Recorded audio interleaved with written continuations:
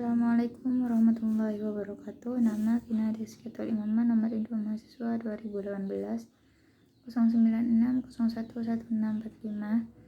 Baiklah, saya di sini akan sedikit menjelaskan tentang studi pendidikan komparatif, di mana dalam hal ini diajukan untuk memenuhi tugas mata kuliah perbandingan pendidikan yang dibimbing oleh Bapak dosen Fikri Farihin. Secara umum, studi pendidikan komparatif yang sudah berlangsung lama dimulai dari bersifat praktis, kemudian lambat laun menjadi lebih bersifat keilmuan, adalah pendidikan perbandingan yang lebih bercorak kepraktisan. Studi pendidikan perbandingan yang bercorak keilmuan ada 3 tahap perkembangan dalam studi pendidikan perbandingan, yaitu tahap borrowing, kemudian berkembang menuju tahap predicting, dan berlanjut menjadi analyzing. Agar dapat melakukan perbandingan dengan baik, dipersyaratkan adanya kesebandingan atau comparability. Segi kesebandingan dalam melakukan studi perbandingan sistem pendidikan antar dua negara atau lebih yang berbeda antara lain adalah adanya kesamaan relatif dari aspek angkat kemajuan pembangunan, latar belakang sejarah, latar belakang ekonomi, letak geografis.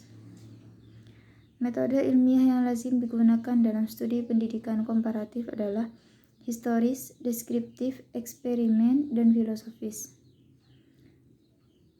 Sedangkan George Z.F. Bereday menyebut dua lagi, yaitu area dan komparasi. Secara garis besar, metode komparasi dilakukan dengan 4 ciri penting, yaitu deskripsi data pendidikan, interpretasi, juktoposisi, dan komparasi. Keragaman metode yang dapat dipakai dalam melakukan studi komparasi pendidikan telah mendorong munculnya alternatif pengembangan metode yang secara relatif lebih spesifik dapat digunakan lebih efektif untuk melakukan studi komparasi pendidikan. Pendidikan komparatif akhirnya mengembangkan satu metode yang disebut dengan metode induktif komparasi dengan langkah-langkah prosedural yang meliputi penggalian data, deskripsi data, interpretasi, juxtaposisi atau komparasi awal, perumusan hipotesis, komparasi final, dan kesimpulan. Ada 3 cara dalam melakukan proses analisis komparasi pendidikan menurut Valderus, yaitu analisis menemukan persamaan dan perbedaan pendidikan antar negara.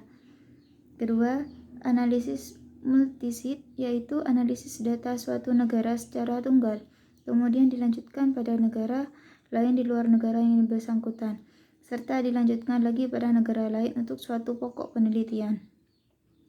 Yang ketiga, analisis pengujian teori-teori yang lebih umum tentang hubungan antar variabel pada satu negara untuk melihat hubungan antar variabel tersebut. Terima kasih. Wassalamualaikum warahmatullahi wabarakatuh.